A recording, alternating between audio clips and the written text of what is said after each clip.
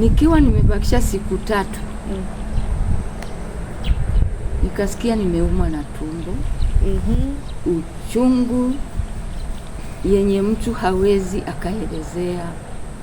Nilikuwa ninalia na natamani huyu mzee akuje tu aone. Tukashindwa na mume wangu, tukabeba mpaka kwa daktari. Tukamuuliza hii ni nini?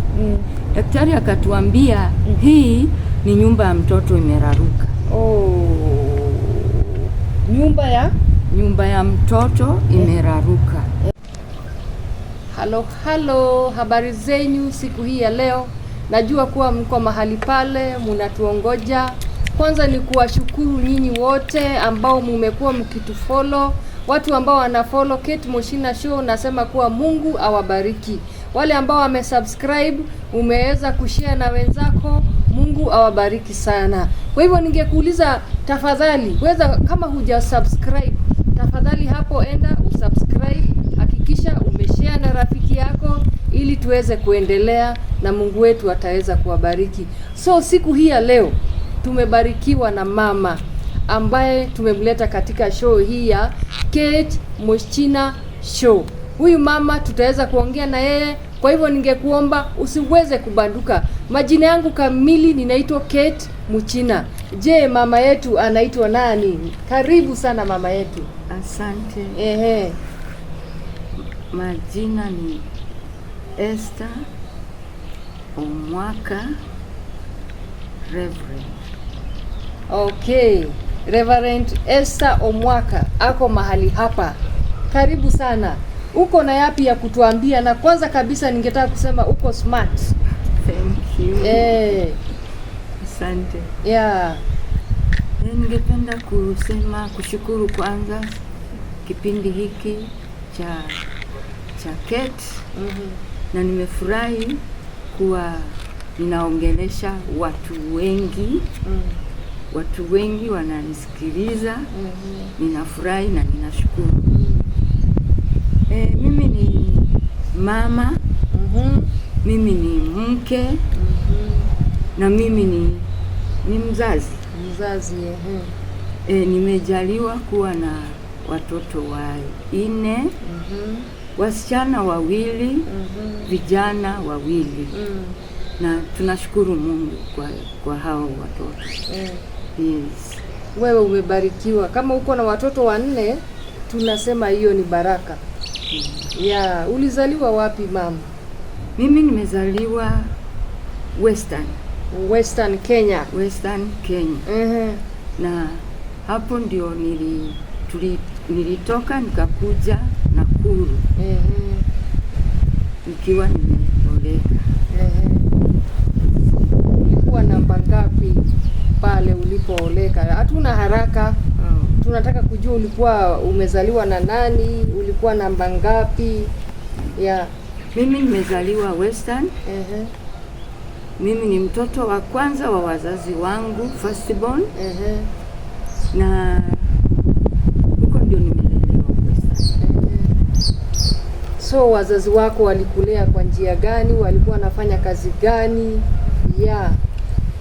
Mimi wazazi wangu walikuwa wachungaji. Mimi ni mtoto wa mchungaji. Na tulilelewa vizuri na malezi mazuri. Na pia tulikuwa tuko na mali.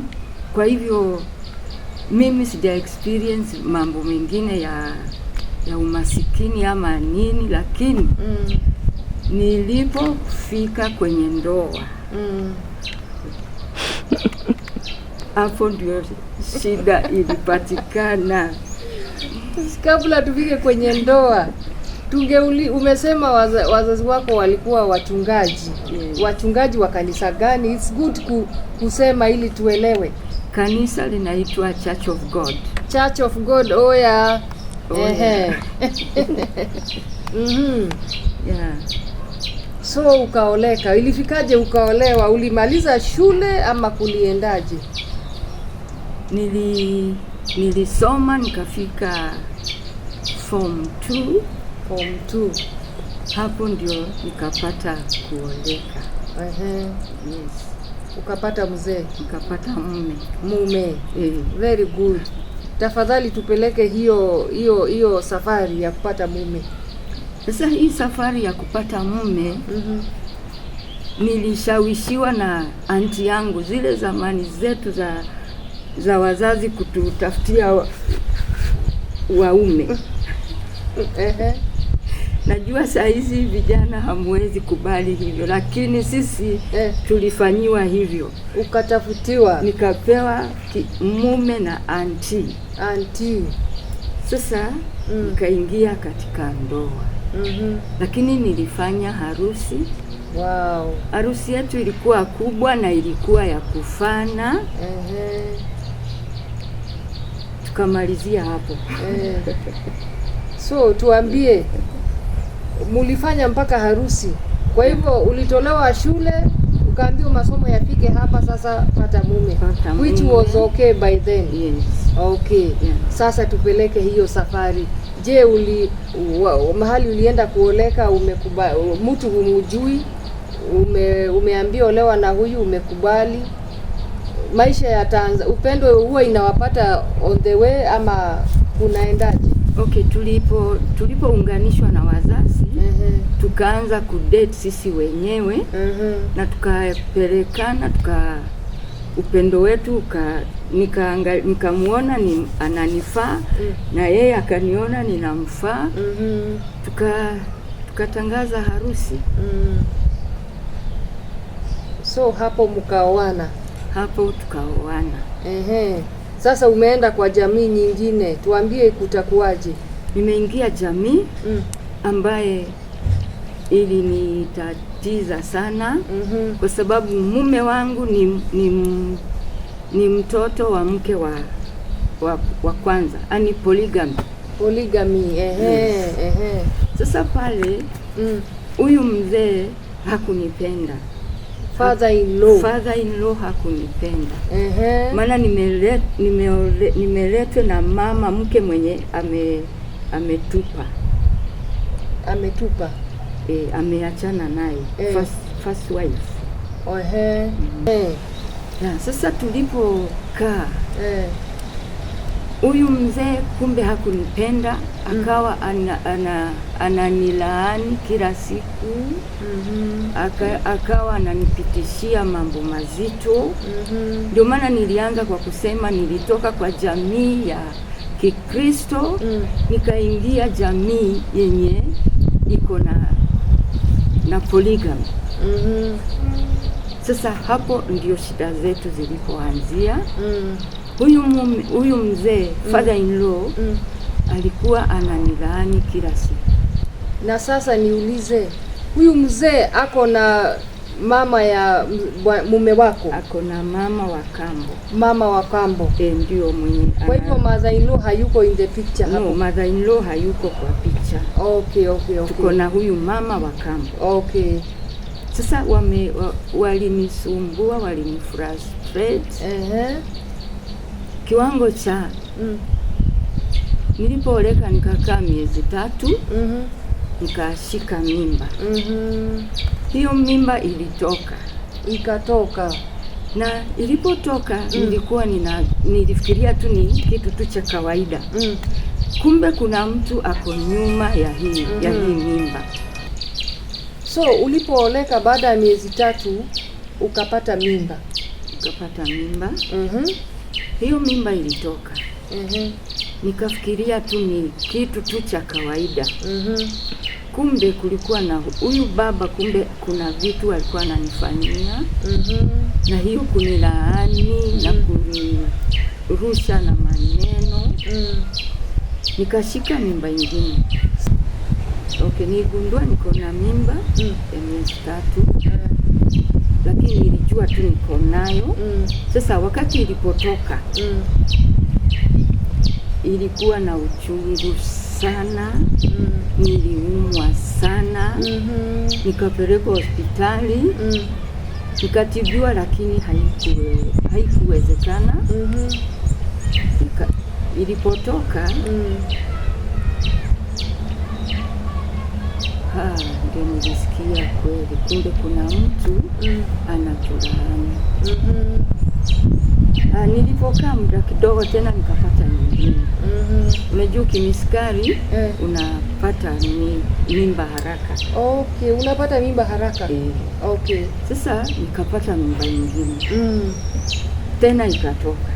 Baada ya miezi mingapi? Baada ya hiyo ilikuwa ya miezi 4. Miezi 4. Ikatoka. Tena nikakaa. Ingine ikatoka. Hiyo ni ya 3. Hiyo ni ya 3. Nikakaa. Ya 4 ikatoka. Ikatoka ikiwa na miezi ngapi? Ikiwa na miezi 5. Alafu siku moja wazazi wangu walinifunza ya kwamba nikipata pesa niwe nikifanya budget ninapelekea wazazi. Na ujue napeleka hiyo chakula ama budget na bado wananitusi, bado hata hawasemi asante. Father in law. Siku moja nikiwa na mimba ya 5. Ndio nilienda huko nikapeleka budget. Shopping. Badala ya huyu mzee aseme asante, alinitukana live. Na akatoa, nafikiri leo ndio alitaka kuniambia kila kitu. Akaniambia, wewe nimekulaani, hata mfanye nini, hata muombe, hakuna vile mtapata watoto. Nimeinamisha nyungu zenye bwana wako alikuwa anakulia ndani, nimeinamisha hivi, hakuna vile mtapata mtoto. Anakuambia kwa uso wako. Hiyo leo ilikuwa kwa uso. Naye nikawa nimenyamaza, nilikuwa nasikia Mungu tu ananituliza, ananiambia tu ninyamaze. Nikanyamaza, akaongea kila kitu. Na hata akawa ananionyesha hapa kuna kijana wamesoma na bwana wako sasa hivi, enda huko uone wako na watoto 2 sasa hivi. Nyinyi mtakaa tu hapo mkiangaliana mpaka hizi nyungu nimeinamisha, hakuna siku mtazaa. Nyungu ni uterus ama anamaanisha nini? Hiyo ndio nikagundua ni uterus. Ni uchawi amenifanyia. No, alisema ameinamisha nyungu. Maanisha wako na nyungu kwa hiyo nyumba yenye wanafanya wananikasi ndani. Sasa aliposema hivyo ndio nikajua hii kitu ni kitu kubwa, si kidogo vile nafikiria. Na nilisema nikienda huko nilikuwa na mimba.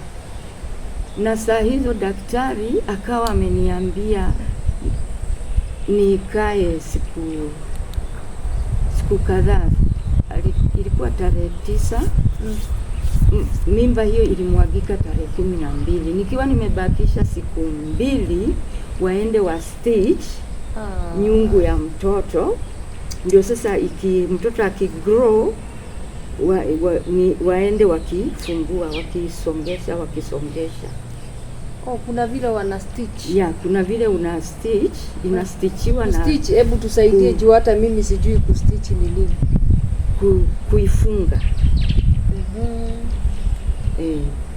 Sasa wakishafunga wanaenda wakifungua wakati mtoto anaendelea kugrow. Wanaendelea wakifungua. Sasa mimi nimelala hivi na ngojea hiyo siku. Damu nilisikia tu kitu kimenikata tumbo. Kuangalia hivi napata ni mimba inatoka, na ilianguka yote, hata yenye daktari hawezi akarudisha. Na saa hizo nilikuwa na huyu daktari ambaye alikuwa ananiangalia. Anaitwa gynecologist. Sasa nilikuwa na huyo daktari. Mara moja nikapelekwa emergency, nikafanywa hiyo operation. mtoto akatolewa. Huyo ni mtoto wa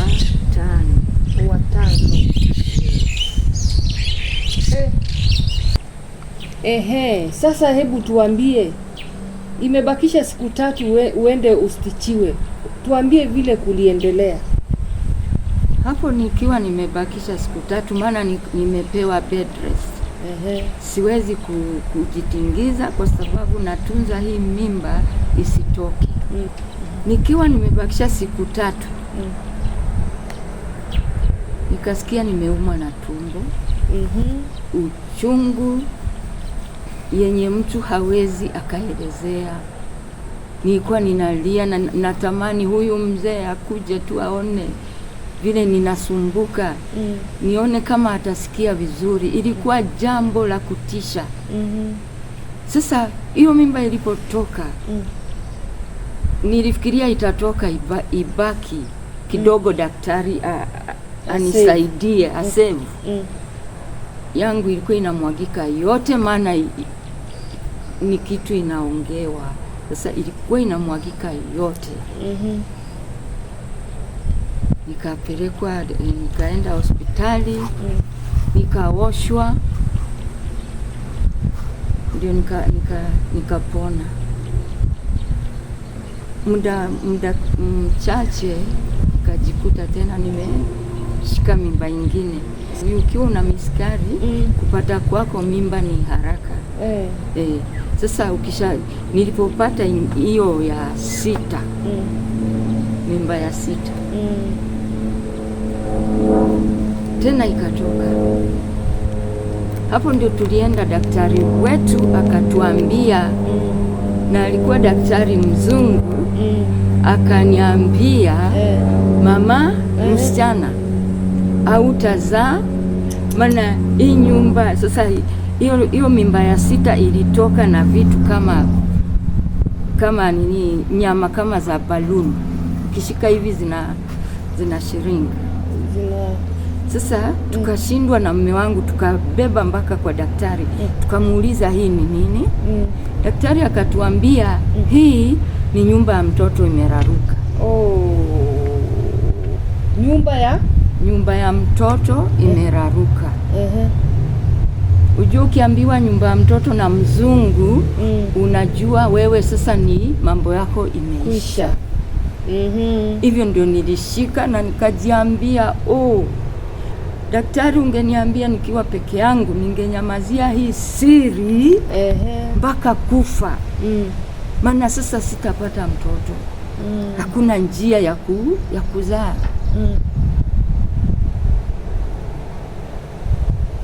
Tukawa tunaendelea na maombi, tukashikana na prayer partners wangu, tukawa tunaomba.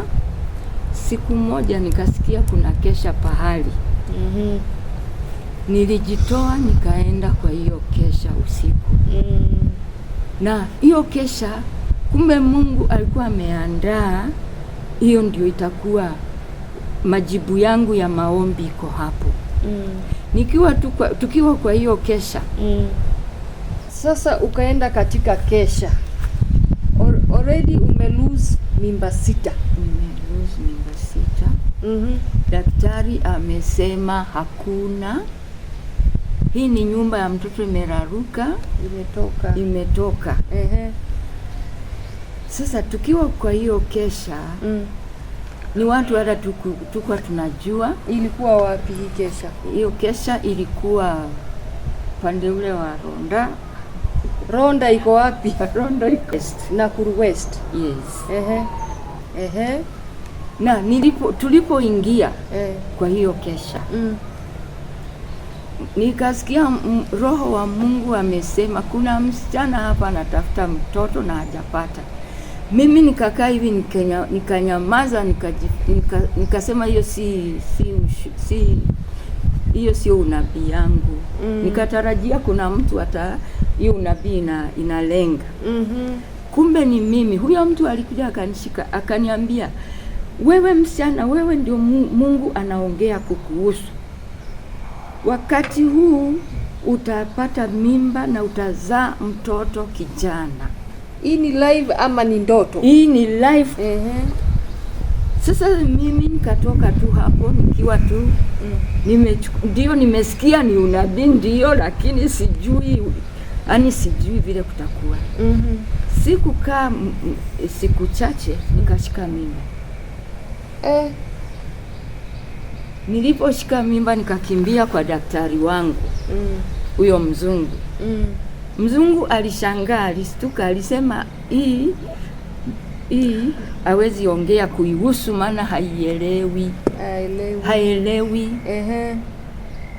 Sasa nikirudi nyumbani nikajiambia hii ni muujiza Mungu amefanya, sirudi tena kwa daktari.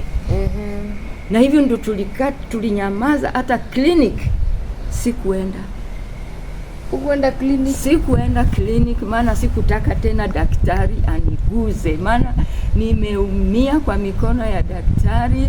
Lakini leo huu ni muujiza, nikanyamaza. Utaenda hata kufungwa, kustichiwa? Sasa hata hakuna story ya daktari, tuko na story ya Mungu. Sasa ni huyu Mungu tunataka tu tusikie vile anasema. Na niliposhika mimba Mungu alinyamaza mpaka miezi 9. Sikuwahi fikisha miezi 9. Lakini leo miezi 9 imefika. Nikaenda maternity. Nikajifungua mtoto. Maternity gani? Kwanza annex ilinikataa maana hizi shida zote hawawezi. Sasa annex iko wapi? Annex iko hapa karibu na town. Hapa Nakuru. Annex walisema hawawezi kuchukua mtu ambaye ana shida kama hizi. Wakanipeleka medical. PDH. Huko medical ndio nilijikuta nikiwa na mtoto kijana. Wow. Nilishukuru Mungu, nikashindwa. Kumbe Mungu wewe bado huko. Wewe bado unaweza jibu maombi. Wewe Mungu, hata nyumba ya mtoto sikuwa nayo, wewe Mungu umenipa mpaka nyumba ya mtoto. Nikabeba mtoto kijana ambaye anaitwa Samueli. Nilimuita Samueli kwa sababu ni mtoto ambaye ni wa ahadi. Mtoto wa ahadi. Hata jina langu nilibadilisha nikajiita Ann, lakini haikushika. Ukajiita Ann? Nikajiita Ann. Maana nilifuata ni kama vile Ann alifanyiwa akapewa mtoto ambaye aliitwa Samueli. Hapo ndio nikasherekea. Na nikaendelea kumwishia Mungu. Na mume wako atasemaje? Mume wangu tumepitia hizo shida zote tukiwa na yeye. Alikuwa pale kwa ajili yangu. Alinisaidia, alinitia nguvu. Wakati kuna siku nilikuwa nashindwa, namwambia na wewe uoe bibi akuzalie mtoto. Lakini yeye alikuwa pale akiniambia hawezi, atasimama na mimi mpaka dakika ya mwisho.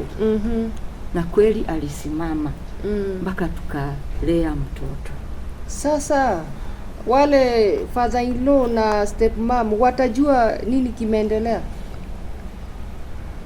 Kwa wakati nilipata mtoto, nasi aliyenizalisha alikuwa mwenye anatoka karibu na hao.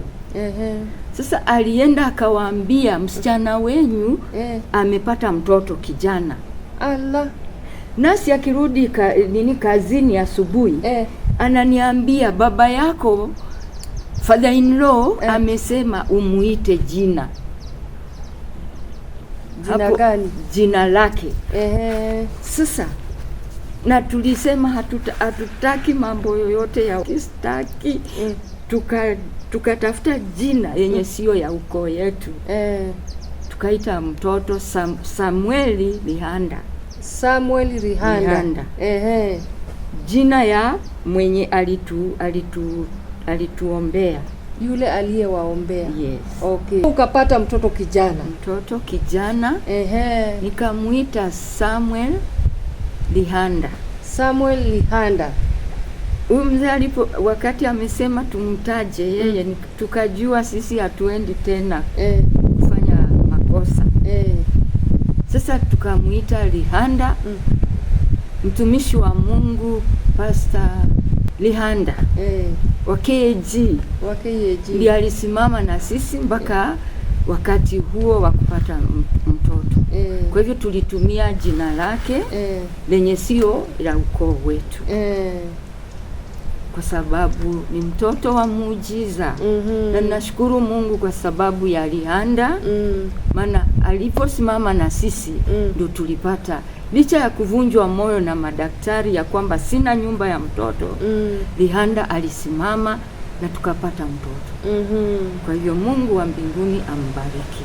So huyu mtoto alikuwa anaitwa Sami Lihanda. Lihanda ni pastor wa KAG aliyesimama na sisi. Na ninataka kusema kwa jamii yake asante.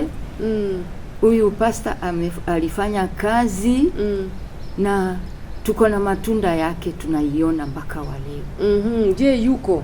Yeye hayuko, alienda kuwa na Bwana. Lakini ninasema kwa jamii yake tuko na muujiza ambaye tunaangalia mpaka wa leo. Amen. Amen. So jamii ya Lihanda, Mungu awabariki sana. Kama unajua mmoja wao jamii ya Lihanda, tafadhali share nao hii video. Mtumishi wa Bwana aliweza kumuombea. Amen. Unajua kuna watu wanasema kwa hakuna watumishi wanaombea wamama wanapata mimba. Kuna watumishi wa Mungu Mungu anawatumia na wanaombea mtu. Ukiwa na kama hauna mtoto unapata mtoto. Kama uko na shida yoyote ile, mtumishi wa Mungu anakuombea na unapata kile ambacho unataka. Yes, na haikuishia hapo.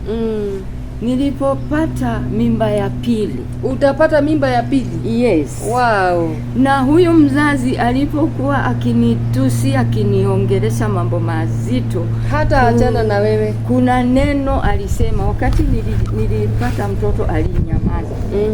Na kuna neno alikuwa anatumia. Hako katumbo kako kameingia ndani. Hakawezi kubeba hata mimba hata moja. Sasa wakati nimepata Sam, nikapata mimba ingine. After how long? After 2 years. Nikapata mimba ingine. Nikabeba mpaka miezi 9. Haikusumbua, haikutoka. Mungu alimaliza hiyo kazi. Na ikabaki ikiwa inaendelea. Nilipoenda maternity, nilipata watoto wawili wasichana. Twins. Mtu ambaye hana nyumba ya mtoto. Mtu mwenye hana nyumba ya mtoto. Mtu mwenye tumbo yake imeingia ndani. Leo hii inaweza kubeba mpaka twins. Ambaye ni msichana wangu anaitwa Mercy. Na mwingine anaitwa Faith. Ingawa Faith Mungu alirudi akamchukua akiwa na miezi 7. What happened? Walikuwa wagonjwa measles. Measles ikalemea huyu Faith, akaenda. Nikabaki na Mercy. Ukabaki na Mercy. Yes. Wow. Nikamaliza tena 2 years. Nikarudi maternity tena. Niliporudi maternity nikapata mtoto kijana na msichana. Another twins. Huyo ni Mungu. Madaktari wakanichanua, wakaniambia ukirudia tena utalete 6. Aya. Safari moja. Sasa niko na watoto wasichana wawili, vijana wawili ambao ninawaita wa miujiza, ya kwamba kuna Mungu mbinguni anayesikia maombi, anayejibu maombi. Mimi nimelea watoto bila nyumba ya mtoto. Na lahana ile mume father-in-law aliniambia ameinamisha nyungu. Hata Mungu hakujali afungue hizi nyungu ndio hao waone ameanza kazi. Mungu alianza kazi. Alianza kazi kama nyungu zimefunikwa. Kwa hivyo msikilizaji, hata lahana Mungu anaharibu. Mtu akakulaani, Mungu ako na uwezo wa kuvunja hiyo laana. Haijalishi nani amesema, haijalishi imeenda aje, lakini Mungu yeye ako tayari, ako na uwezo wa kuvunja laana. Hiyo ndio ujumbe niko nayo kwa ajili yenu viewers. Sasa watoto hao lazima ni watu wakubwa. Sami yako na miaka ngapi? Sami ako na miaka 39. 39? Yes. Wow. Masi ako na miaka hiyo Mike na Darlene au ni mapacha wako wote. Na wako na miaka 29. 29. Kweli. Hiyo ni miujiza ambayo Mungu amefanya kwa maisha yangu. Okay. Sasa niambie, kuna wale watu ambao wanapitia hali ngumu, father-in-law ama in-laws hawawapendi, utawaambia aje? Nitawaambia wasikufe moyo, kwa sababu kuna Mungu mbinguni ambaye anasikia kilio. Endelea tu kuwaombea, endelea. Kuna mahali nimesema nilikuwa nafanya budget shopping ya mwezi, ninapeleka na asante yenye nitaambiwa ni wewe hautazaa. Hiyo ndio asante nilikuwa naambiwa. Kwa hivyo usikufe moyo. Wewe endelea kufanya vizuri na Mungu mbinguni anakuona na atakujibu kwa wakati wake. Kwa wakati wake. Yes. So umepitia hali ngumu. Baba ya watoto anakumbuka safari, alifurahia kuona sasa amekuwa mtu ambaye hakuwa na watoto, sasa amekuwa baba ya watoto wengi. Tulifurahi pamoja na tumelea hao watoto vizuri. Tumewashughulikia vizuri kwa sababu tuliwapenda tu sana. Amen. Licha ya matusi ya kila mtu pia pengine hata sio father-in-law. Kuna mtu aliniambia siku moja, ni sister, dada ya Bwana, si ndio? Aliniambia siku moja, na wewe, maana nilipenda sana usafi na kutandika nyumba yangu vizuri. Aliniuliza, wewe utaishi ukitandika hizi vitambaa, hakuna mtoto utalea? Ati alikuambia nini? Vitambaa tu ndio utaishi ukitandika, si mtoto. Tuletee mtoto, si tunataka kulea mtoto. Kwa hivyo hayo matusi yote, hayo mambo yote Mungu anayasikia na ana uwezo wa kuyajibu kwa wakati wake. Yes. Kweli. Kwa hivyo Mungu anasikia maombi. Wow. Na anajibu. Yeah. So ningetaka uambie wale ambao kuna yule ambaye ako mahali pale hana namna, daktari amesema hawezi kupata. Utamwambia aje? Huyo nitamwambia ya kwamba Mungu ako.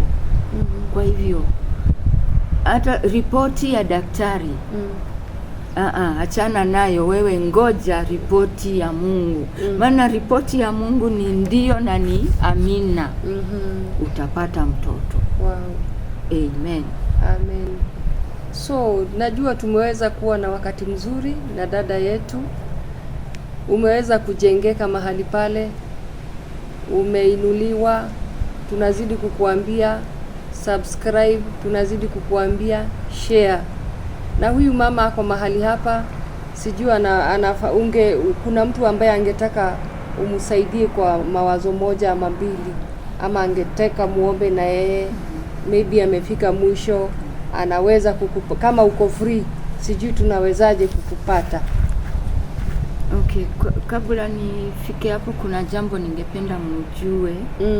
Wakati nilipata mtoto huyu Samueli akifikisha miezi 5, nilimubeba nikapeleka kwa father in law.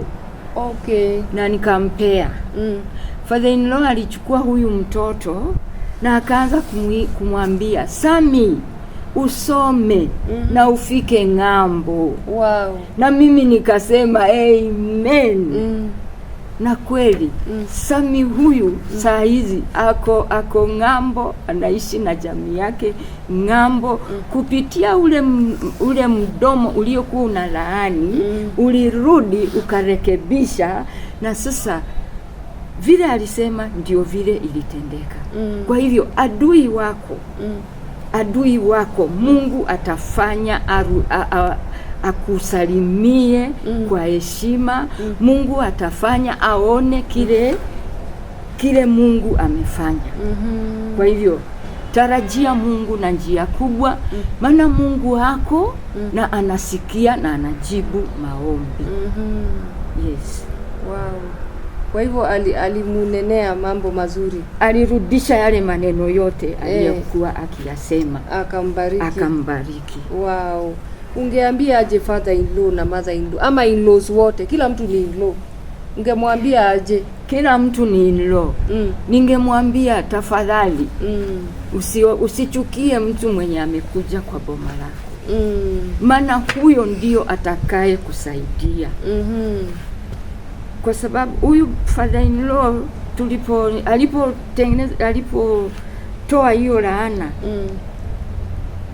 tena mimi ndo nilimshika, nikamvalisha, nikamjengea, alikufa kama amefurahi. Kwa sababu ya kile Mungu alifanya. Kwa hivyo tuko na Mungu ambaye anageuza chochote kile mtu amekuita. Kuna huyu Mungu wa kubadilisha. Na unaitwa jina ingine yenye ni ya heshima. Kwa hivyo father in law, mother in law, tukaribisha watoto wetu, tuwatunze. Hata kama hafanyi vile unafikiria, vile unapenda, wewe mchukue, maana atakufaa wakati mwingine. Hivyo ndio ningesema kwa wazazi. Yeah. Sasa kasoro yako ilikuwa gani ilifanya uchukiwe hivi? Unafikiria shida yako ilikuwa gani ilifanya uchukiwe kiwango hicho? Shida yangu ni kwa sababu ya hii nyumba ya polygamy. Na sasa walitarajia huyu mama, huyu mke wa kwanza, maana mimi ni mtoto wa mke wa kwanza. Walitarajia nyumba hii isione mwangaza. Ikae hivyo. Lakini Mungu alibadilisha hali. Ndio maana nilichukiwa. Na wewe shida yako nini walichukia kwako? Unajua kuna wengine wanasema wewe ni mweupe ndio sasa hatukupendi, sijue ni mfupi. Yaani tu kisababu. Kwangu hata kukuwa kisababu. Lakini mzee akitukanana alikuwa anasema, hey, mtaoana tu hiyo weupe yenyu, lakini mtoto hakuna kuzaa. Sasa mimi nilichukiwa, maana mimi sijui ni weupe. I don't know. Mzee aliishi akisema hivyo. Mtaoana tu, lakini hiyo weupe yenu ndio itakuwa inawafanya mnafurahi, lakini mtoto hapana. Kweli. Sawa. So mzee aliaga. Father in law hayuko, hata huyo stepmother hayuko. Lakini wakifa tulikuwa tumepata watoto. Okay. Na tuliwashughulikia na tukawazika na heshima. unasahau, hiyo ndio baraka zako zikukute. Unasamehe ndio baraka zako zifanye nini? Zikukute. Yeah. Kwa hivyo kama kuna mtu ametusiwa na mtu ameongeleshwa vibaya, kitu cha kwanza ni msamaha. Unaona ule msamaha wangu nilipokuwa nikifanya, nilikuwa nafanya budgets. Naenda nawapelekea. Unawapelekea. Kuna Proverbs. Kuna kitabu cha Proverbs kinasema unapofanyia mwingine anakufanyia vibaya na unamfanyia vizuri, unamwagia makaa ya moto. Hatuna Biblia hapa tungesoma, lakini hivyo ndio nilifuata hiyo, na ndio ililete huo msamaha. Okay. Kwa hivyo unasamehe na unaendelea kuwafanyia nini? Vizuri. Okay. Baraka zako zinakufuata. Yes. Na ni rahisi kusamehe. Kuna mtu mwingine anasema vile walinitendea. Yeah, is it easy kusamehe? Si rahisi. Inamgharimu Mungu. Ukihesabu hizo mimba zote zimemwagika. Umesikia kuna saa nilisema tumbo inaniuma, sasa mtoto anataka kutoka. Ikuangi kitu mzuri. Ilibidi niseme hebu munilete, endeni tu muite mzee akuje aone vile ninasumbuka. Na saa hizo unaumwa na tumbo na damu ndio hizo zinatoka. Ni uchungu, si kitu rahisi. Sasa inamgharimu Mungu kulete huo msamaha. Maana usiposamehe pia hiyo ni kitu kitakusumbua. So unasamehe despite kila kitu unasamehe. Alafu Mungu anaingilia kati. Wow. Pengine uenda utatoa ati msamaha ati nimesamehe, lakini fanya tu kitu. Maana ukishindwa kusamehe, baraka zako zitakukujia zikiwa zinakatika. Hazitakuja zikiwa full. Unaona mpaka mimi nusu zitakuja zikiwa nusu. Unaona mimi mpaka nimebeba mimba. Yaani Mungu ndiye anajibu ule mtu aliyekutusi. Si aliniambia tumbo imeingia ndani iwezi beba mtoto. Sasa Mungu ndiye anajibu. Mpaka ameweka mpaka tumbo ameweka watoto mapacha mara 2. Huyo ni nani anayejibu? Ni Mungu anayejibu. Kupitia ule moyo wako ambao umemfungulia kwa ajili ya msamaha. So unaendelea kusamehe, bila kuchoka, bila kuangalia. Maana tena ni baba mzazi. Naendelea tu baba mzazi ama mama mzazi, naendelea tu kusamehe. Unajua kuna watu wanasema mimi siwezi kusamehea baba yangu, hata siwezi mnunulia kasukari. Mimi nilinunua sukari. Na hata kuna kitu alichoniambia huyo mzee. Aniambia, msichana wangu, wewe ungekuwa kijana kwa hii boma langu, ningekukatia shamba. Kwa hivyo unaweza ona huyo mzee nilimguza mpaka wapi. Na nikampenda tu kabisa. Licha ya hizo vitu zote nilimpenda. Kwa sababu kama Mungu amejibu, sasa unashikilia nini tena? Ningependa kusema hivi. Kwa haya mambo yote ambayo nimepitia, kama kwa saa hizi kuna mtu ama kuna wachungaji wamekuja ama wanajiita watumishi wa Mungu, lakini wanapokuja wakisema ati kuna kitu kimenisumbua kweli, wanasema lazima tukuombee, tukikuombea utoe dhabihu. Mimi ninasimama hapa nikisema huyu Mungu kazi aliyoifanya msalabani ilikuwa kazi tosha. Ili sisi tutembee katika uwepo, tutembee katika utele wake. Sio vile sasa tunafanya ati unaambiwa utoe hii ndio uvunjiwe hii laana. Mimi singeweza kuvunjiwa laana kama ingekuwa ni kuvunjiwa laana.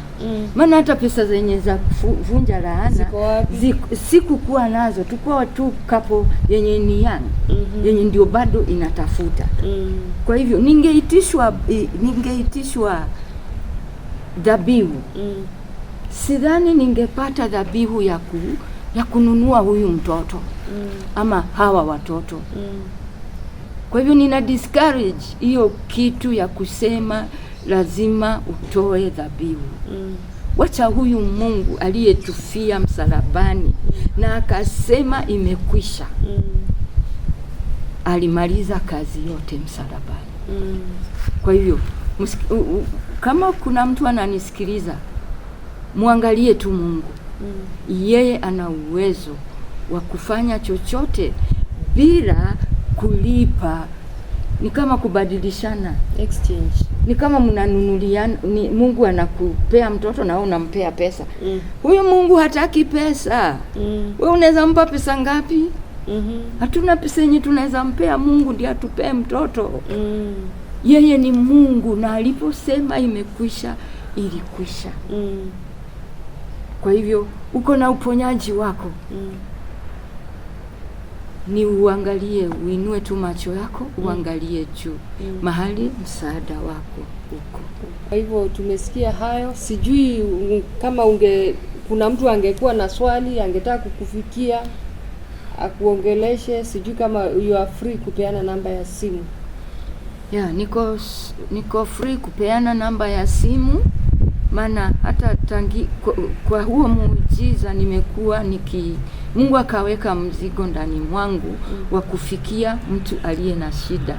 Na tunaomba na yeye na hiyo shida inamuondokea.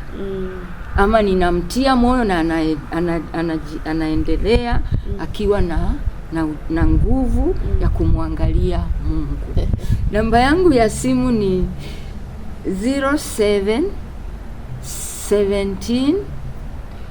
900 869. Wow. Mama yetu ameweza kuongea na sisi siku hii ya leo. Najua tumesoma, kama mimi nimesoma mengi sana kuhusu msamaha na kuhusu kumngoja Mungu.